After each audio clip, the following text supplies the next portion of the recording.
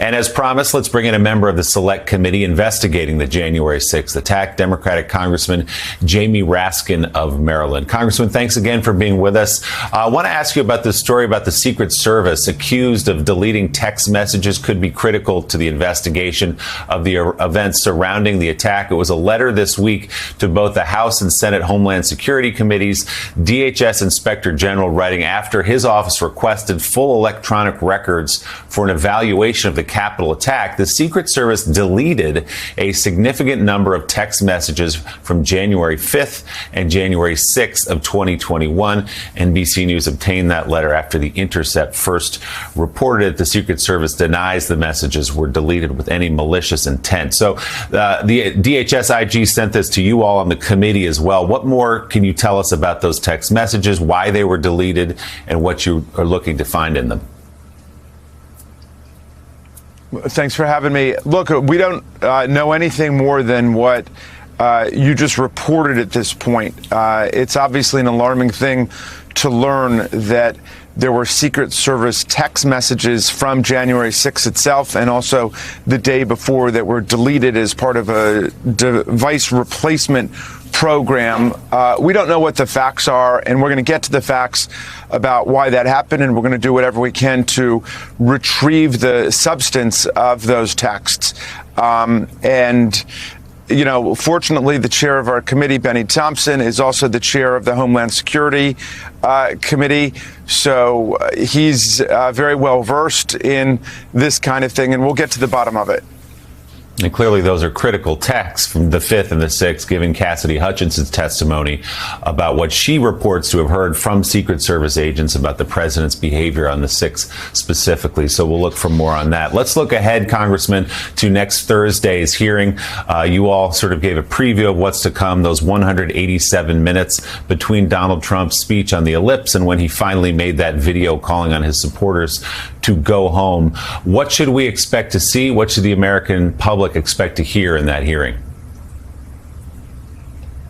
Well, you know, any other U.S. president from George Washington to John Adams to Thomas Jefferson all the way through Barack Obama would have immediately mobilized the machinery of the U.S. government and the military to be at the ready, if not to get involved within the first 5 or 10 minutes of the crisis. And if it were indeed people that they had called into action in order to stop the steal or to have a rally against the peaceful transfer of power, and it's hard to imagine any of them doing that in the first place, but certainly they would have called upon their followers immediately to go home and to get out of the Capitol and to stop attacking police officers. But instead, there was 187 minutes that we will describe of profound dereliction of duty.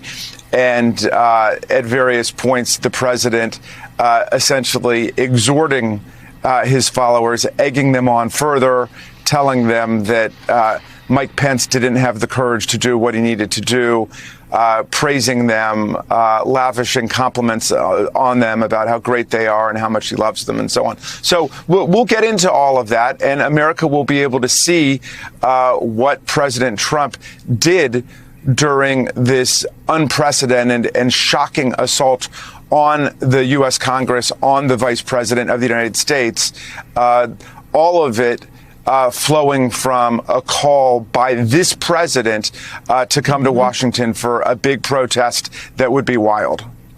It's really been incredible, the remarkable amount of work this committee has done. By the way, there are ways to retrieve deleted texts. If for some reason the Secret Service has a policy of deleting texts, it just seems wild that anyone in the U.S. Secret Service would have a policy of deleting text messages. I don't know. It seems weird, but there are ways to get them back. A number of different ones. Congressman, I'm curious. Do you believe the committee? Do you think the committee will be talking with President Trump or Vice President Pence directly? Oh, but I've got no idea about that.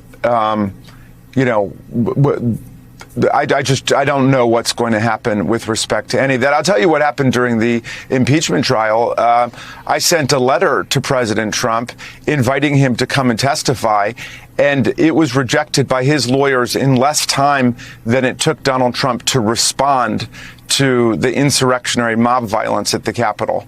They rejected it immediately. And of course, any lawyer worth his salt is not going to want Donald Trump to be anywhere near being sworn under oath, because he obviously is a compulsive liar. I think he was lying at the rate of something like 8 or 10 lies a day before he left office.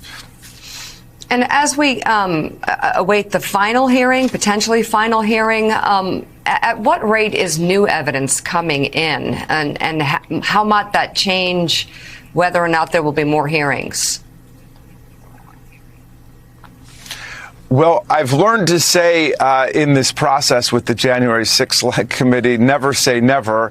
You know, we have had to move hearings around, change the days of hearing, change the times of hearings because of new witnesses coming forward with startling new evidence. And it's our obligation under House Resolution 503 to get all of the facts of what happened on January 6th out to the American people and to Congress, as well as to try to define the causes of these events, who caused them, why did they cause them.